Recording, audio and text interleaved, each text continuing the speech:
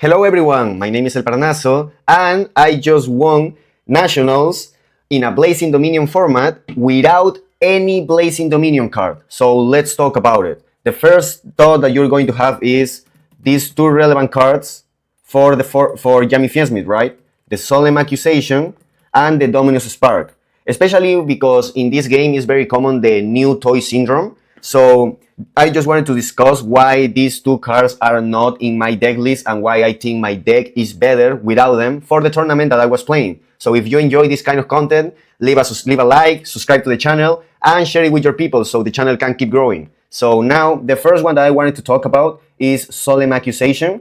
And here, more than the environment that I'm going to face against, is also a deck building thing because of how this deck is built and how Solemn Accusation is a going first card, I only can put this card in my side deck if I put it in that role, which means that if I take out something of my side deck, it needs to be a slot for a going first thing, right? So because of how the deck is built and how the patterns are going to be when you side deck, you are going to take out 3 or maybe in some cases 4 cards in order to allow yourself to be in a position to put going first cards.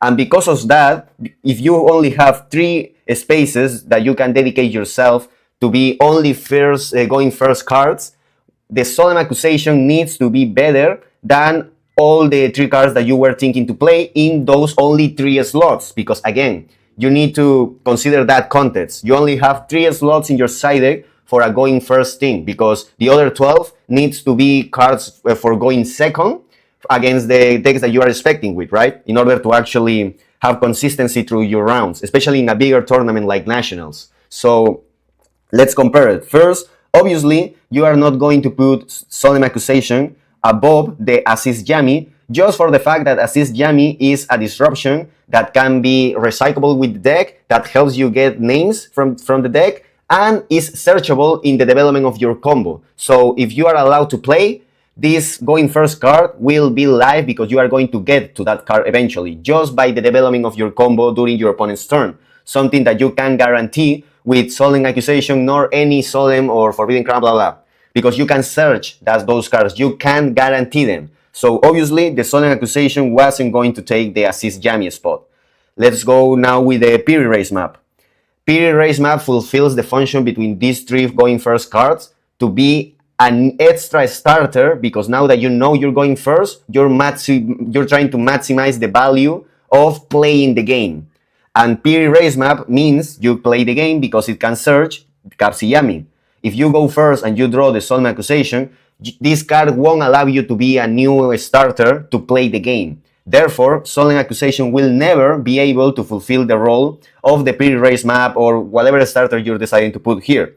Therefore, the Solemn Accusation can't also take the spot of the Piri Race map, which leaves you just with the debate against the Solemn Judgment. Now, you can make the actual argument for Solemn Accusation maybe being better than the Solemn Judgment in a lot of different scenarios, especially when you consider what decks are you expecting here in these Nationals. Because here, shoutouts to Carloncho Store for the data. Here you can see the decks that were distributed at Nationals of my country. And as I was expecting, the most popular decks were going to be Sky Striker and Mitsurugi, with the meta just behind them. Kiltoon, Branded, and Dunseep. So because of this, I can understand the argument of people even value the Accusation more than the Judgment. You can get rid of the engages, you can get rid of the prayers, of the Meteor Ritual, blah, blah, blah. I get it. The problem is that because of Solemn Accusation being just spell trap interactions, you are starting to disrespect a lot of other scenarios against all the other decks when the Solemn Accusation won't be as good as the Judgment. For example, let's say that you are playing against a Kiltoon deck that were also a lot. It was the 3rd most popular deck and very close to the other 2, as you can see. So the Solemn Accusation against Kiltoon is ass, because you're putting yourself in a situation when you are praying for them to depend of the resolution of a spell card. And also you're putting in a position when Meats or Reko, just by developing their plays, will take out the Solemn Accusation before you can even be able to activate the card.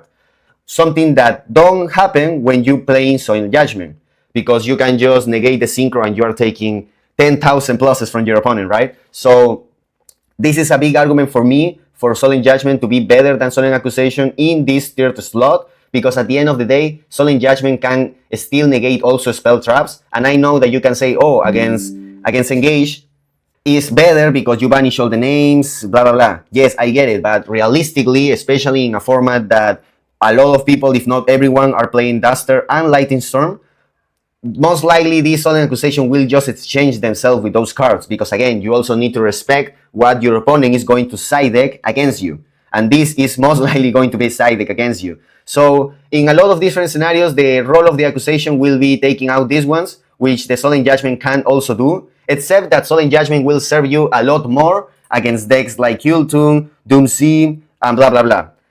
And the role that the Accusation may do against decks that you wanted like Sky Striker or Mitsurugi can also be fulfilled by Judgment, except the plus of banishing all the other copies, which I understand, but in context, and as you can see, especially because of the Kultun expected matchup, the Solemn Judgment was a lot better option than the Solemn Accusation, especially when you compare them as a one-off, because as you can see, you weren't going to take your starter, nor your disruption that you can achieve just by the development of the combo. So that is the reason why I didn't play Solemn Accusation, and I rather put these cards as my deck building for going first post side deck. So now let's talk about Dominus Spark, because obviously Dominus Spark reads as an awesome card and is an awesome card, but each and every single card in Yu-Gi-Oh! Have value not independently in a vacuum, but in a meta environment, in a tournament environment that you are expecting to play. And therefore, you need to always make the analysis of if this card is going to be actually good or better than the other cards that can try their function in that specific tournament. So again, I am expecting a lot of Sky Strikers, which obviously the Dominus Spark is ass against the Sky Striker. You can make the argument that against Mitsurugi is really good because you can banish the Murakumo in their turn and there's kinda nothing they can do about it, and then there's no Raigeki, there's no blah blah blah, right? I understand that, but the problem is that Dominus Spark has here something that kinda goes against the card a lot, and is this right here. Then, if you have no traps in your graveyard, your opponent can special summon one monster from their hand. Why is this relevant against Mitsurugi? Because it means that this is a card that may include the effect to special summon a monster, right? What does that mean? It means that your opponent can negate it with Dominus Impulse. Now, are you going to tell me that you're going to risk everything in this slot for a non-engine card against one of your worst matchups or toughest matchups that you need to respect, because there are a lot, like Mitsurugi, being a Yami deck, just praying that your opponent is not going to have the Dominus Impulse for your Dominus Spark in a Mitsurugi deck, a full dark deck? I don't think that is a good value of thinking when it comes to actual dueling, because you're putting yourself in a position that something that is going to be in your opponent's deck can just take out the strategy of the Dominus Spark. And also, even if your Dominus Spark is used, you are putting yourself in a position when, unlike the Purge, you are not only canceling Ash Blossom for the rest of the duel, you are canceling your Ghost Bell. And why is this such a problem? Because the third deck that you are going to face the most is going to be Kultun. And yes, Dominus Spark can be a good hand trap against Kultun, but a good hand trap is something very replaceable against Kultun.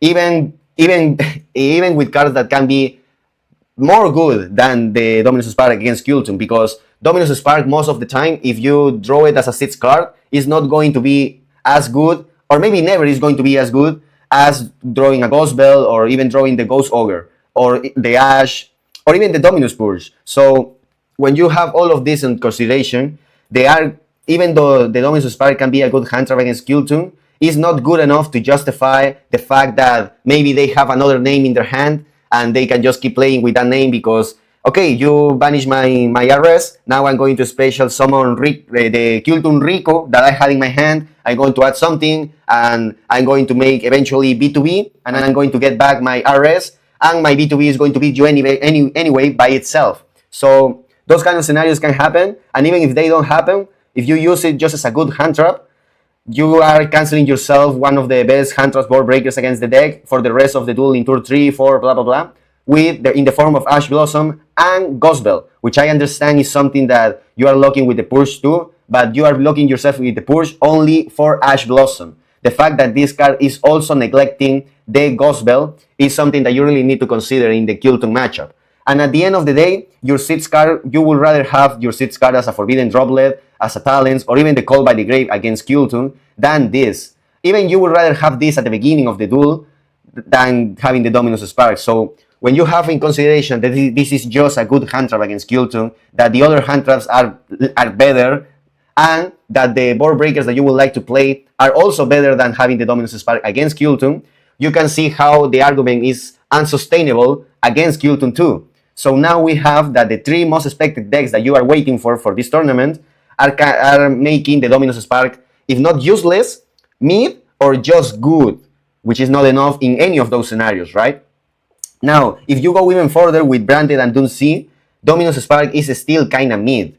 Because yes, I know that against Branded, you can use it against the Falling of Alba's original, and you can guarantee to have another hand trap that can avoid that Falling of Alba's to resolve, right? Because they can make Falling of Alba's effect, and you can change the Dominus Spark to banish it.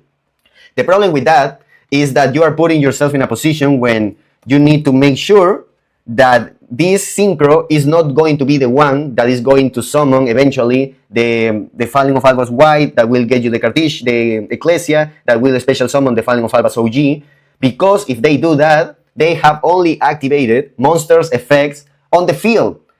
This is on the field, this is on the field, and the Falling of Alba's OG is also on the field, which means that you can't use the Dominus Spark because during the turn in which your opponent has activated a monster effect in their hand or graveyard, you can activate this card from your hand.